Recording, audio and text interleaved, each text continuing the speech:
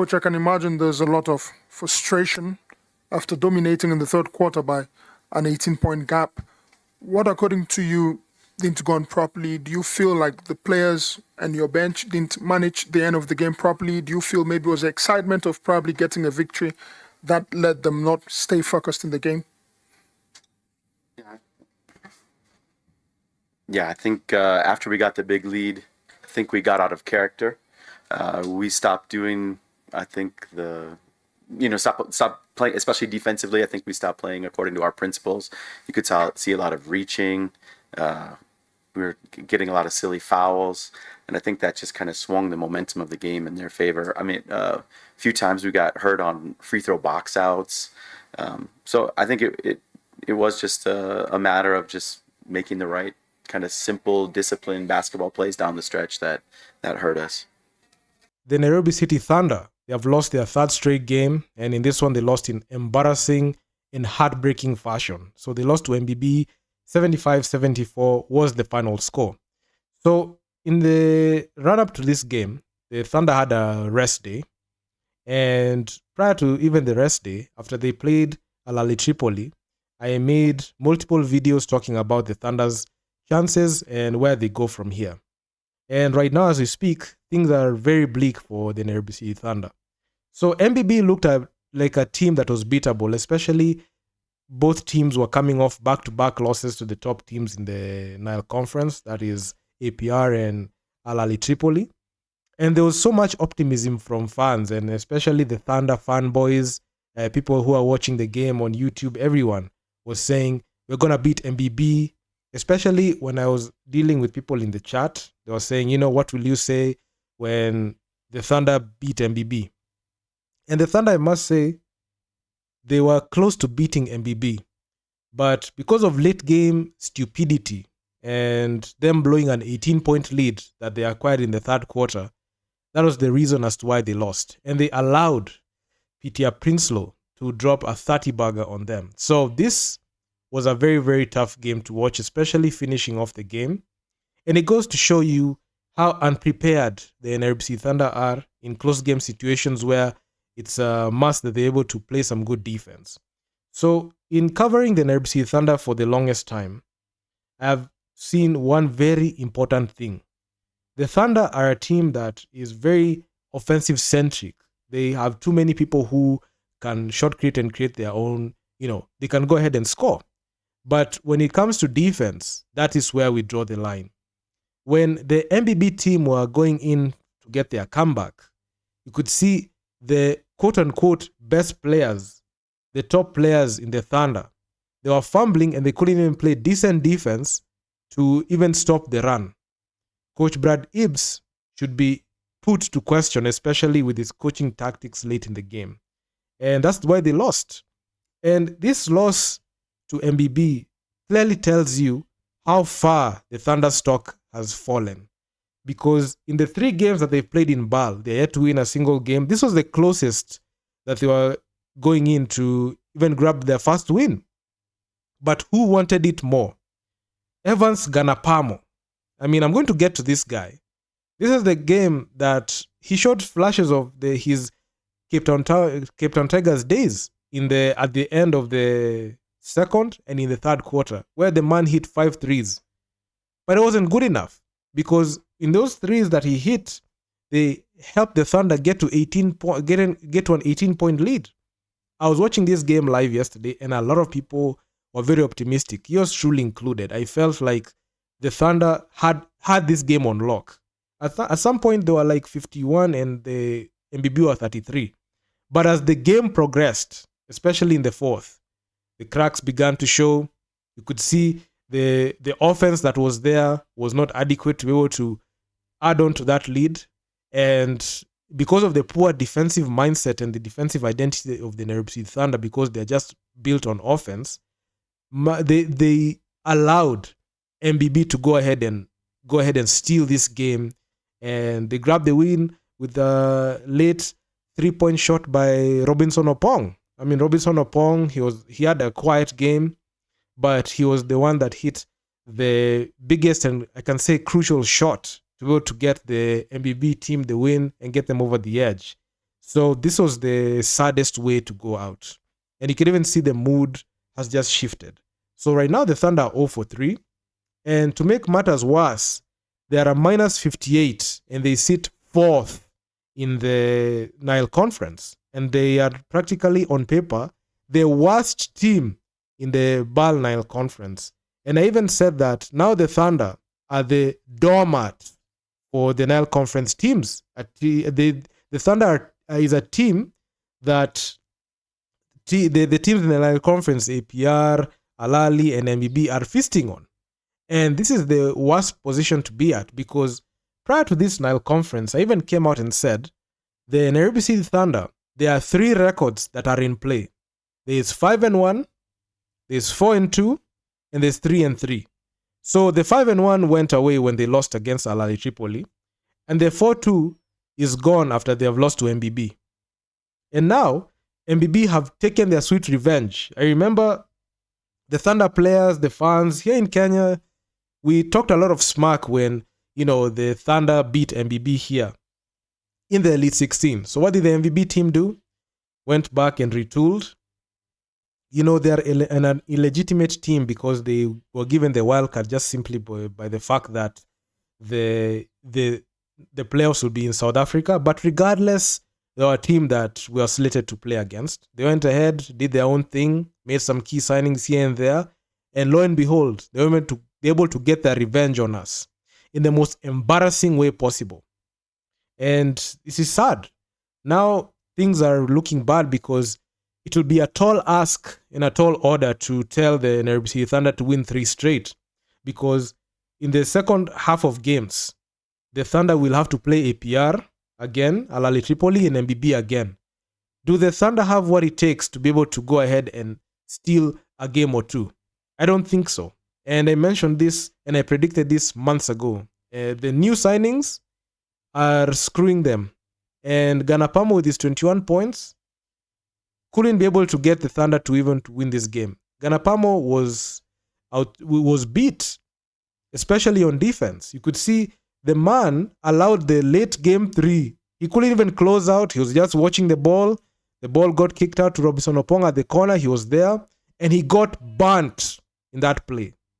And man, by the numbers, things are just looking bad, because on the shooting side, you could see MBB, they did everything. They had the best field goal percentage in this game. They shot 45% from the field, 58% on 2-point field goals, and 30% from downtown. So in 26 attempts from downtown, MBB were able to make only 8.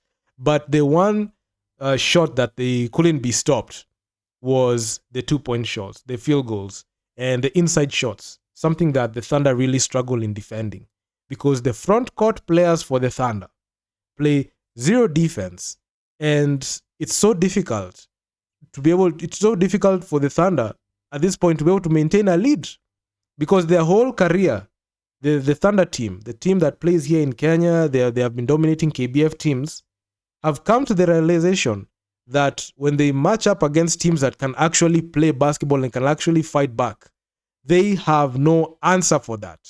They are used to beating Tomato Can's team, just the same, similar to what I said, and they are getting exposed. Because right now as we speak, there will be no escape route for this Thunder team.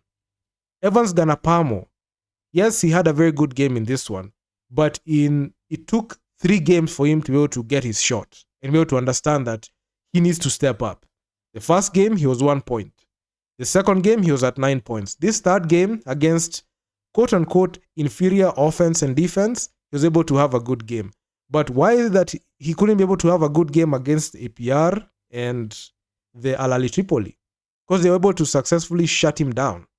And we have seen Ganapamo, he got blocked like 6 times in the span of 3 games. The man has been the most blocked athlete in this conference, and it's pathetic.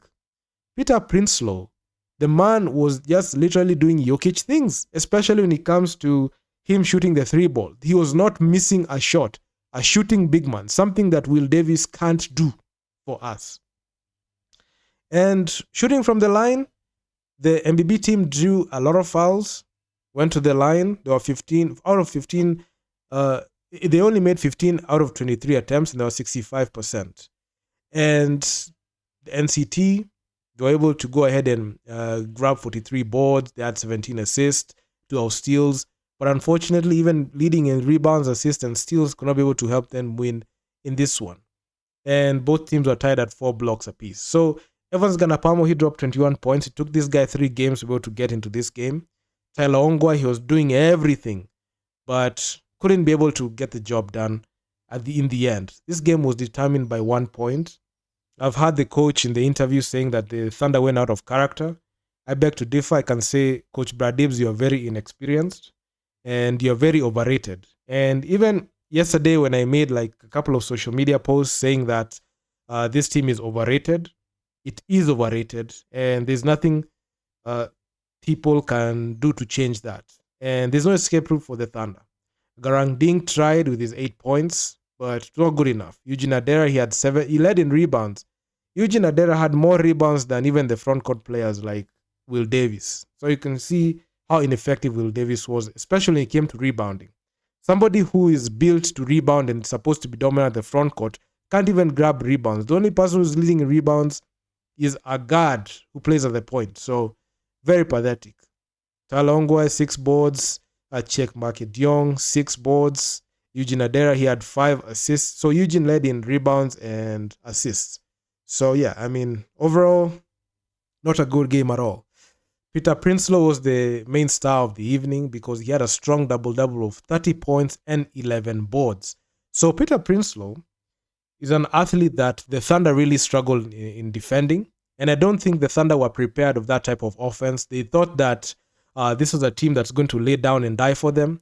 But, you know, their poor scouting, something that they tried to claim they did before this tournament, has shown that they literally have no idea how to stop, you know, an elite big man, somebody who can be able to shoot and is at the front court. They can't stop that. And the man was he was lengthy to the point where they couldn't even be able to contest a shot. And it was sad. Then we had Leonard Jr. who was doing anything that he wanted. The man had 2 dunks and he was just going in and, you know, doing his own thing. Jovan Morning had 10 points. You know, Omar Telemans, he had 6 rebounds. Leonard Jr. had 6. Jovan Morning had 5 assists in this one. And yeah, man, I mean, it's overall pathetic performance coming from the Nairobi Thunder. I mean, a lot of people are saying, you know, the Thunder lost by 1 point. You know, it's all about, you know, we were almost winning this one, but almost is not good enough. The big question is, what excuses do the Thunder fanboys have right now when their quote-unquote top players are playing this poor? So in this one, we had 4 players who were listed as DNPs. They had donuts, and they didn't play a lick of basketball. So Kennedy Washira didn't play. David Etiang did not play.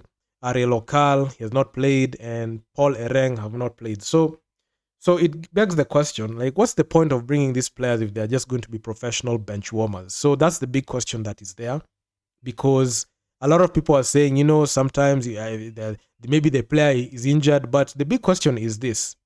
So if a player is injured, how is it that they are kitted and they're just sitting on the bench waiting to be called up to go play? The game was so difficult, the point where I knew for a fact Brad Gibbs was going to use only 9 players in this one, because the way MBB were playing on offense, and both on offense and defense, there was no chance that he was going to bring in players in and out like that into the rotation. So Evans Ganapamo, he played damn near like 32 minutes, 21 points. He was 6 of 11, 54% shooting from the field. He was 5 of 6 on 3-pointers. And from the free throw line, he was 4 of 7. So this one, he had a good shooting clinic, especially from downtown. And he came alive at the end of the second quarter and in the third quarter, where he nailed 5 3-pointers, which made the lead balloon to 18 points. Then the Thunder went ahead and subsequently blew that lead in a matter of like 7 minutes. As the third quarter came to a close, the Thunder were somewhat up, but you could see the lead started chipping away slowly. MBB were just playing good defense. Peter Prinsloo was a reliable option down low and also at the perimeter. So he was able to knock down some back-to-back threes. I mean, some back-to-back trays that were impossible. Some one-legged threes. There's a three that I saw him hit that was an impossible circus shot. And it went in. He has a nice shooting stroke, and that's the reason as to why we lost. And Ganapamo tried, but not good enough. Eugene Adera, he played damn near like 23 minutes, 4 points, 2 of 8 shooting. He was the guy. Eugene Adera, he hit like a mid-range shot late in the game. And man, that was only second attempt that went in this one.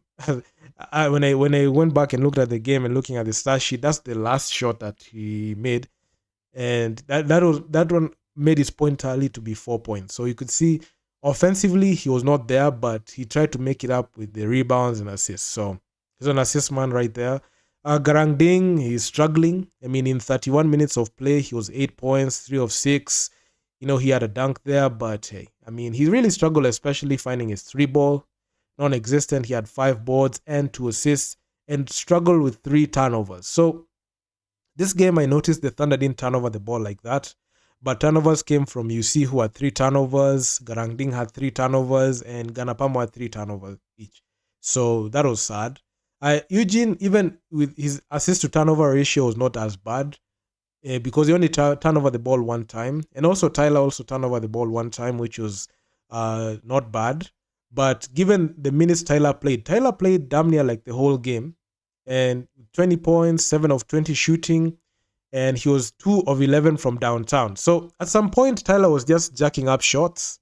And the shots were not falling. And at some point, I felt like, Tyler, just stop shooting the damn ball. And I noticed something about Tyler in this game.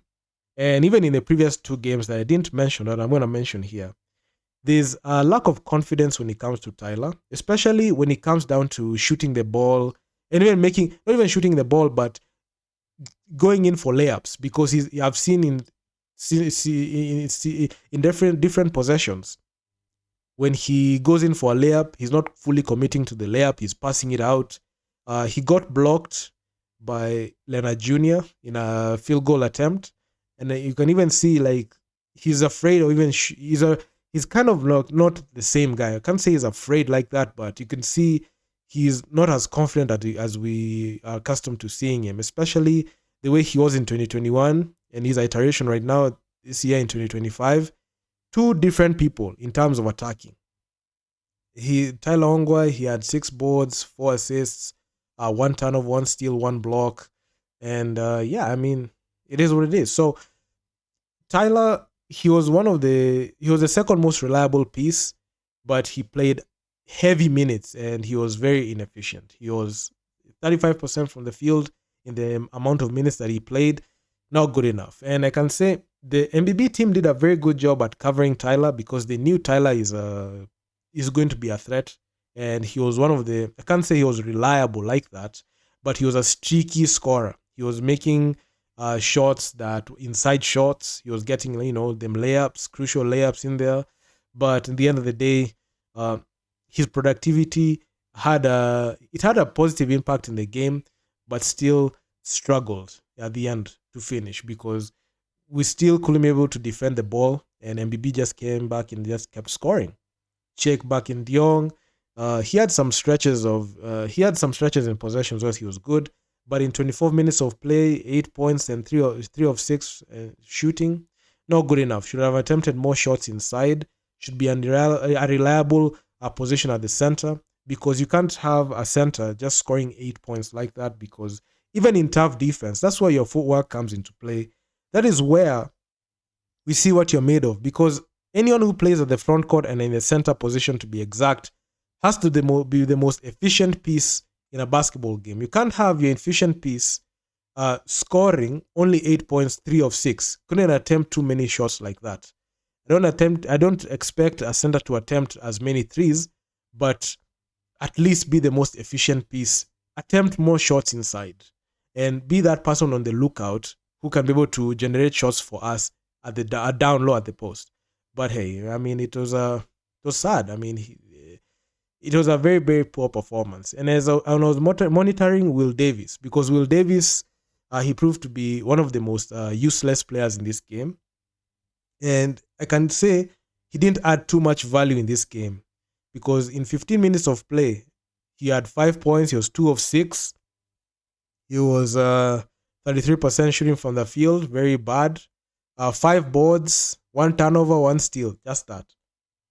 And that's just about it. That's what you got from Will Davis, somebody we touted as a person who has very good footwork early on. But it looks like he's very good at against weak opposition. But when it comes to tough defense, when defenses load up on him and they crowd him out, he can't do anything for you. And it's a sad situation. He was only able to go to the free throw line only one time. He was one of one from the free throw line. At least we saw Evans Ganapamo in his position was able to go to the free throw line. He made 4 free throws. Grang Ding was able to draw fouls. He was 2 of 3 from the line. Tyler Okari, at least, he was not shy of contact, because at some point Tyler was shy and he was not even going in seeking contact. You don't have to pass up like layups. You can draw fouls and go to the line and make those free throws. And that is what led to the MBB team winning, because they were able to draw fouls, get to the line, and they were able to knock down their free throws. Even with the MBB team knocking down their free throws at almost a similar clip to us, still, we couldn't get the job done. It was a 1-point game. UC was a non-factor in this game. The only highlight that he had was that 1 3-pointer. Out of 6 attempts from deep, that's the only 1 3-pointer he made when the Nairobi City Thunder were trying to make that they were trying to stretch out the game. With that 18-point lead, they went on a very insane run where they were able to score like 18 points. They had a very good run there at the end of the second and the third. That's where they showed some dominance. But the big issue was, will the Nairobi City Thunder will they be able to maintain that and be able to say that, we're going to bring this game home, we're going to maintain that lead? So that's where we drew the line. Albert Odero. So Albert Odero, in 16 minutes of play, he was 0 points, 0 for 5 from the field, 0 for 3 on 2-point field goals, 0 for 2 from downtown, didn't go to the line. And he only had 2 assists and 1 rebound and 1 block. So when it comes to a guy like Albert Odero, the Nairobi City Thunder made a big mistake when they signed Evans Ganapamo, somebody who has a similar production to an Albert Odero. It didn't make any sense to me, because even with Evans Ganapamo going up for 21 points and Albert Odero coming in off the bench, there was not too much he could do. And it's very unfortunate that the Thunder's roster construction was the worst in this one. And it led to this outcome. 0 for 3, 0-3, and we're struggling. But looking at the MBB side, MBB did everything well. They're looking for their first win, similar to how the Nairobi City Thunder were. But when it came to who wanted it more, the MBB team were the ones who fought. They were able to curtail an 18-point lead, and they won this game by 1 point. And it was sad to see, even with the Nairobi City Thunder's efforts to win this game, they still couldn't get the job done in the end. Peter Prinsloo was the guy that was the man of the hour. 30 points, 11 of 17, 64% shooting from the field. The man was 5 for 9, a power forward who shot the 3-ball at that clip. The Thunder struggled in guarding this guy. And Peter Prinsloo, in like some key possessions in the fourth, he was able to generate 9 points from, insane circus shots from downtown. And that was the thing that killed us in the end. And the threes that the MBB team hit, you could see they were coming from him. And he was able to make more threes than the whole team combined. And he was very efficient at it. And Robinson Opong, he was able to hit the most important 3 of the game. He was 2 of 5 from downtown. And he only had 6 points. But the 3 points at the end to cap off and get that game winner, that shot was the most crucial for him. And he played 19 minutes, but he didn't have that much productivity throughout the game. But late in the game, that's where his shots counted. Then we had Tefal Leonard Jr., another swingman that caused too many problems for the Thunder. The man was just going in, doing blow-bys, steal, windmill dunks. That was what he did. He was 7 of 11 from the field, 63% shooting. He was 7 of 8 on 2-point field goals. He was 87% on 2-point field goals. He was 0 for 3 from downtown, but he was able to go to the line 10 times and he made 6 free throws. So this man was a guy that knew how to draw fouls, better than even anyone in the Nairobi City Thunder. And the biggest plus for the MBB team was their ability to be able to draw fouls and go to the line. So you could see Jovan Mooring, he was 3 of 3 from the line. Peter Prinsloo didn't miss a shot at the free throw line. He was 3 of 3. And David Craig was 2 of 2. So this was an overall good performance and a clutch performance by MBB. And it's a performance that led to the result that we saw. We saw the Thunder lose in heartbreaking fashion, and they just got embarrassed. So those guys in MBB wanted it more than us. And it's very unfortunate that we're on the receiving end. In front of 3,279 people, the Thunder laid an egg on us, and it was sad.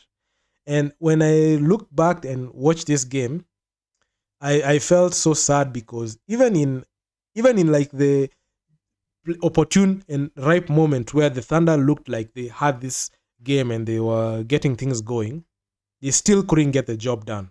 The first game, they got beat and battered by APR, got fisted by Al Ahly Tripoli, and this one, in the most embarrassing and worst way, they lost this game by a late game shot, and that turned out to be a game winner by Robinson Opong, at the hands of Robinson Opong. So it was sad. And the Nairobi City Thunder, despite leading in rebounds, assists, steals, fast break points, and bench points, they still couldn't get the job done. MBB didn't have to do too much. They stuck to a very good game plan. They were able to make the Thunder choke away an 18-point lead. And right now, as we speak, there is no stopping the MBB team from contending for that third place spot. And the phantom team that is there, that is also gunning in for that third place spot, is FS Darabat. And right now, MBB have a better point differential. And if they can be able to make their games close against APR and Al Ahly Tripoli, there's a high likelihood that they're going to snag in a third place spot, even over FS Darabat, if they can be able to have a better point differential. Because the Thunder, currently as we speak, they're in the worst position in the matters of point differentials. They are a minus 58. That means the Thunder have to blow out either an Al Ahly Tripoli or an APR, which is very impossible because you have looked at the APR team and Al Ahly Tripoli have managed to blow out the Thunder. And they have made the Thunder look like people who just picked up a basketball recently. They embarrassed. I almost said beaten, but they beat and embarrassed the Thunder in the worst way possible. And honestly, should we feel bad? Should we say that the Thunder have what it takes? I don't think so, because the Thunder right now are the most overrated team. They are used to beating KBF teams. I remember I even made a joke saying, the Thunder, they're only good at beating teams that can't fight back.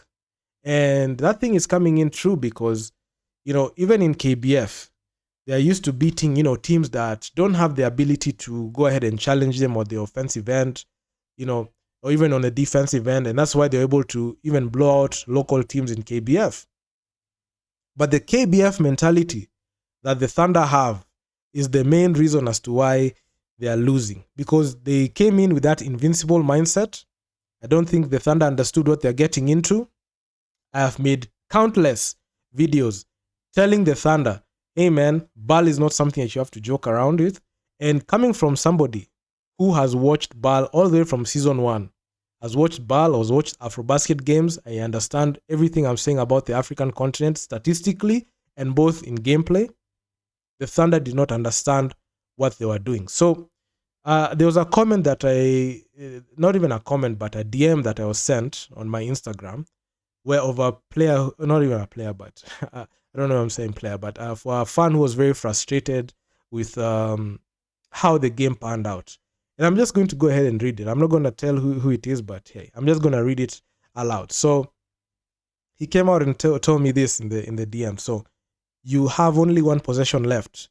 Your opponents are in foul trouble and you decide to take a 3-pointer, airball it in that case, and you have a lead of 2 points. Opponents inbound the ball right from their hoop.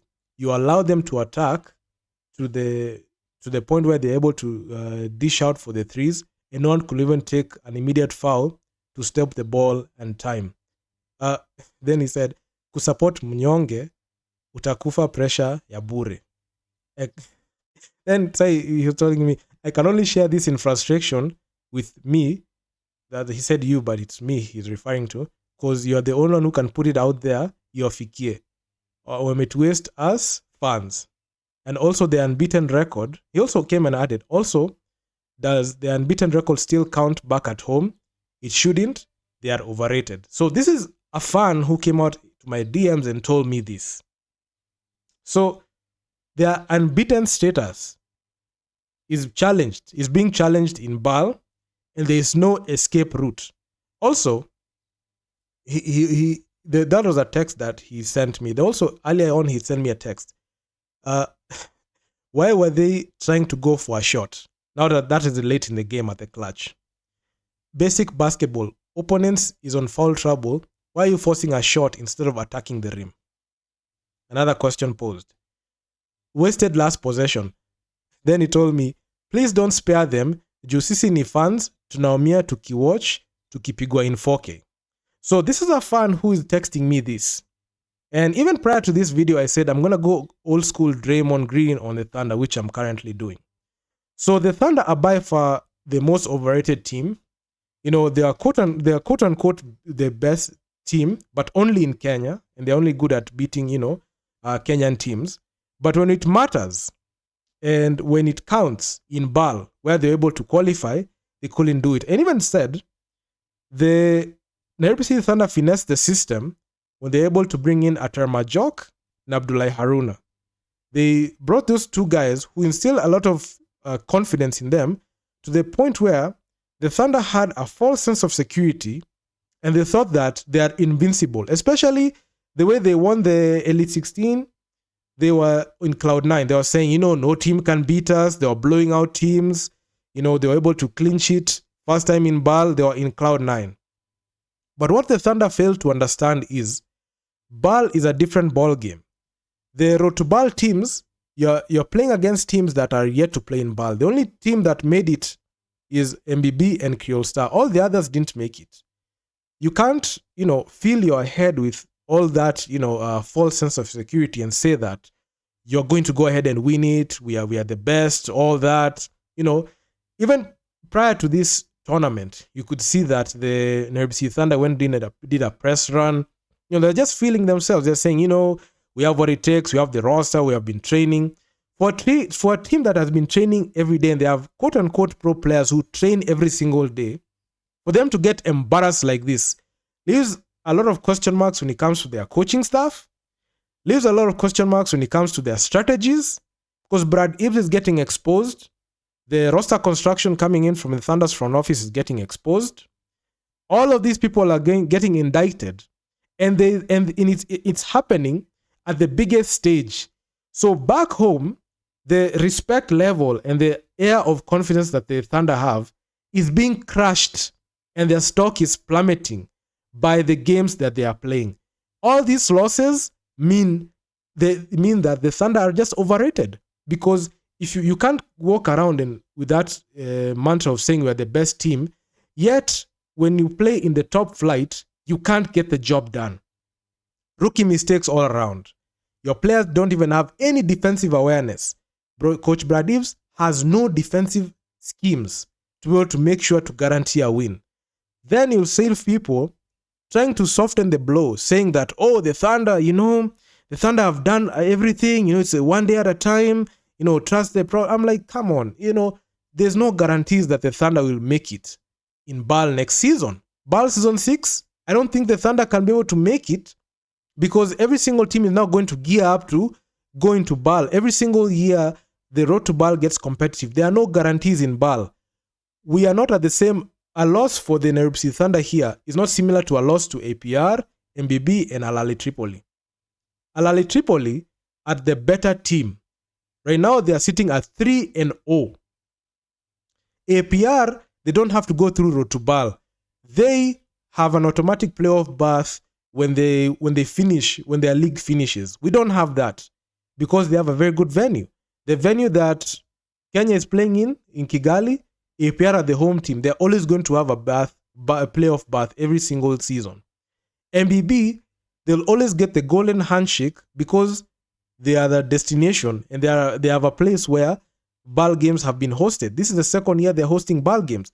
So a loss for Kenya and a loss for the Nairobi City Thunder means that we have no guarantees that Kenya will make it even in BAL next season. And the Thunder right now are in the worst position because all the resources, all the money that they have spent to be able to construct a team to compete in BAL is all fading away, and it's showing that even the money that they had is getting wasted. Because look at this. I would be okay if the Thunder lost with the team that won the championship last year, or even the team that went to road to BAL. I'll be okay if they just used local-based players. Take the case of Stade Malien. They utilized, local-based players. They went 0-6 in the Kalahari Conference. They lost all their 6 games. They tried, but they failed. So a loss for even Stade Malien, at least they didn't splurge in spending on talent that can't help them. Why would you spend so much money in beefing up a roster at the road to BAL and forget that the main cost, the actual BAL itself, that is where you're supposed to have rolled out the checkbook, because you are not confident in the Thunder players back then when they played in road to BAL. And now, because the top players that help you, Atar Majok and Haruna, left, now you're picking up scraps thinking that you can be able to recreate the same. With Atar Majok and Haruna, you went 5-0. Now, because you didn't have them, and actually, Majok and Haruna got beat in the Sarah Conference. They finished 4th, and they only had 2 wins. And they got beat by Creole Star, a team that didn't boast like an elite squad like the way Ville Dakar had. Now, you don't have the firepower on offense. You are not focused on talent development. You're just focusing on who can we sign. Just roll out the checkbook. Just throw money at it. It's one thing to take good players and sign good players, but it's another thing to help make them work as a unit. There's no team basketball in Nairobi City Thunder. It's just your turn, my turn. No player is playing for the other, and all of them are individualistic in how they play. Because when I look at the game, you'll just see fake drive, kick it out. Fake drive, kick it out. Fake drive, kick it out. The shot clock expires. We have had multiple shot clock violations in the games that we've had. What does that tell you? The team is not a cohesive unit. The roster has been mangled. You are basically trying to cheat the system, but you're getting exposed while doing it. There will be no escape route for the Thunder. Thunder fanboys are very quiet. And the Thunder, I said, after they got beat by Al Ahly Tripoli, they have been put on fraud watch. And the Thunder fanboys and fangirls are on suicide watch right now. So the thing is, you'll never be able to cheat the system, and you cannot cheat basketball because everything exposes itself on the court. The Thunder were too overconfident. They felt like they can be able to beat MBB. The coach is saying they went out of character, but I can't say the players went out of character. The players play the same way that they play here because they're used to players backing down from them. Majority of the KBF teams that they beat here locally in Kenya, they go ahead and say, we're just going to out-talent them. It's not out-talenting anyone here in BAL. They are much more talented, even better than the players that we have even on the roster. What's the point of signing, imports to go in for a win now, and yet they still lose? That means you can't throw money at it and try to fix the problem. So money is not the problem. The coaching staff is the problem. The front office doing the player recruitment is the problem. You don't understand. The team has been mangled so much to the point where it doesn't have an identity, and players don't even have defined roles on what they're supposed to do. And that's the reason as to why there's no string on offense, there's no string on defense. It's just give it to Tyler. He's trying to go in here and do his best, but he can't do it. And it results to this situation we have here. So it is what it is. So do drop me your comments down in the comment section down below. Those are the thoughts that I had, because I must say the Thunder team is down bad, and I don't know where they go from here. They allowed the MBB team to score 25 points in the fourth quarter, while the Thunder only been limited to 14. There was no urgency from the Thunder because they felt that this game was in the bag, and MBB, they kept fighting till the last second, and they won this game. So the Thunder, they have a lot of questions to answer. I know they're dodging a lot of questions, especially when it comes to the interviews. Brad Hibbs is not able to give a straight answer because he knows the jig is up. He knows he's blundered. He knows he's getting exposed. He knows it. And he understands this very well, that his job is at risk. And the Thunder need to reevaluate their player recruitment, their coaching staff, and even people in the front office must just come out with a statement and tell us why they signed players who play the same position. Why is it that some players are not on the team? They should come out with a statement and say it. They're very big on social media, but they're not big in the actual games. Teams that actually focus on basketball and don't focus on marketing themselves as brands are the ones that are winning. Look at APR. They focus on basketball. Look at Al Ahly Tripoli, focusing on basketball. Look at MBB. The game. They are locked into the game. What do the Thunder do? Concerned with their outlook on social media, concerned with match sales, concerned with making themselves the biggest brand, but they forgot the most important thing that brought them there: basketball. And basketball is what brought you there. It has what has made you be in that position. It doesn't matter how much money you have to go ahead and play the best basketball. They looked like they are competitive in this game only because MBB and the RBC Thunder are at the same level. And being at the same level, still the Thunder could not beat MBB. Even if it was a 1-point game, the Thunder blew an 18-point lead. I want people to understand that. They blew it. And you're going to see people try to make excuses for them. Yours truly, I am not going to make any excuses for these people. And I've always been on the front foot in calling it out as it is. So please, the people who are defending them, just know that you are part of the problem. If I see anyone defending the Thunder and saying that, we'll take it one game at a time, just know you are a failure, and just know that you're not telling them the truth. Because if you're truthful, you'll tell them to stop with that high horse that they have in their mind. Tell them the actual truth. Tell them why they are failing. Signing players who play signing the same players who play the same position, multiple players who play the same position, not taking keen consideration to player recruitment, basic scouting, basic film analysis, not understanding what it takes to win in BAL. That is the problem. The coaching staff will not admit it, the front office will not admit it, and the ownership will not admit it. And they know that the jig is up, and people are looking at them differently. Their stock is plummeting, and that unbeaten status that they have here locally is gone.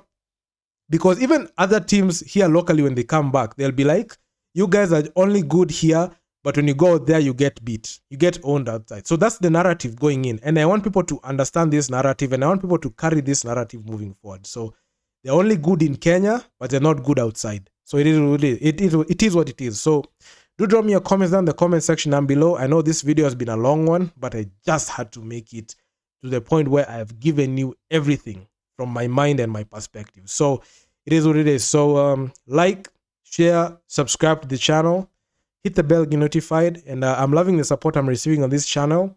And I'll also release a video talking about Al Ahly Tripoli versus APR. Ludiara did not play there, and APR got blown out. And also I'll talk about the Nile Conference games so far, because we are at the midway point and we're only remaining with 6 games. For 3 games for the Thunder, but 6 games in total for all the teams to be able to determine who has clinched the final 3 spots.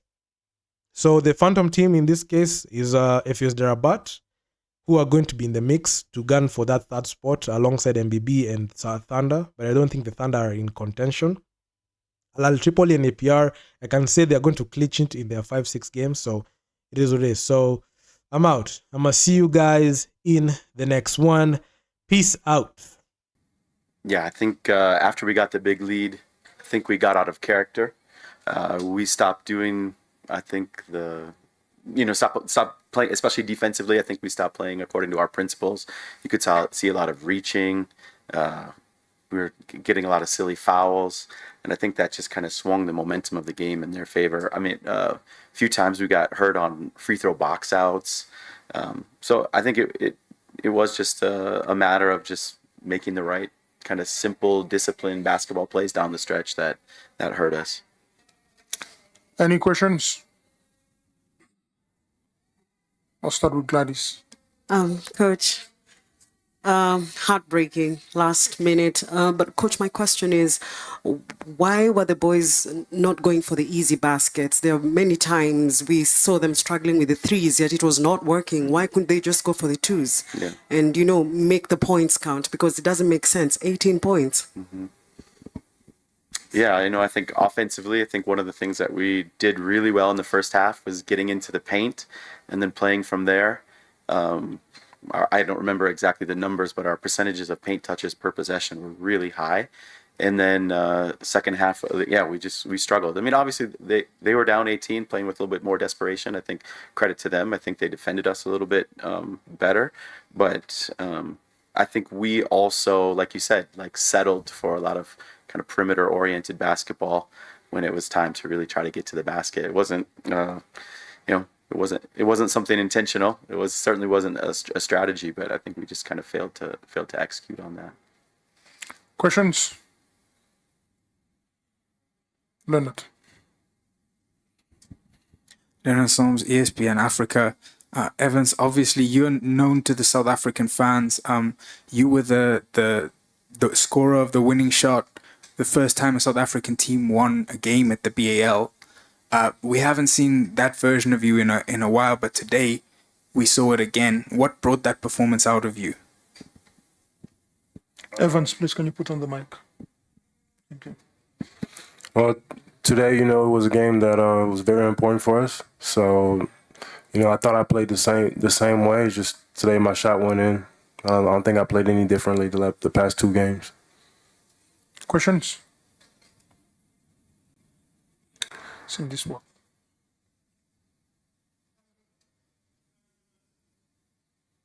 Evening, Cindy Swa from Forbes. For Evans, despite the result today, what do you see as an improvement from the team? And then for the coach, how do you regroup moving forward into the next round of games? I think we played better as a team. We had more energy today, and we have to try to muster up some more energy and finish the competition. Coach? Yeah, despite the mistakes that we were talking about down the stretch and just kind of being out of character, I think for me, this game it finally felt like we gelled together as a team. Our bench was really united. Guys were really pulling for each other. Like Evan said, the energy was great. And really, overall, I was really proud of our guys. And it was really fun to coach them tonight. And I want to just kind of keep reiterating that message to them. These guys are pros. They want to win. And so I think we're also not out of it. So we've got 3 games left. And, we'll just kind of take it one game at a time. Coach, 2 questions. One, Prince had a very good game, but I want you to talk about the defensive courage that you had for him. Many times he had check you on isolation. And when a player is as hot as that and is making those tough shots, I want you to tell us why we are not sending a double team for him. And then secondly, down the stretch, the team was caught on the shot clock twice in the last minute of the game. Talk about the game management, especially down the stretch. Yeah, obviously Prinsloo had a great night. He was a tough cover tonight. To be honest, I think more disappointed early on that we gave him some wide open threes. I think that helped him to get going, and we didn't send bodies to chase him off. The post ups late, I think, he did a great job. I think he obviously made them a lot. Like we lived with it. I don't know if you noticed, we started fronting him the last couple minutes, and I think that was successful for us. I think we even got a turnover, and yeah, in terms of offensively, I think we weren't as organized as we wanted to be. There was stuff that was called, plays that were called, hopefully to get us into the paint and for our guys to play together. And I think we just didn't do a great job of execution on that. Yeah. Last question. Thank you to the player and one for the coach. We did see you put in some pretty good shots today. Would you say this has been so far the best game since the season began? And going back to the coming games, how are you feeling after this close shave? To the coach, it seems like you did watch the film like you promised last time. Do you feel the team would have done better?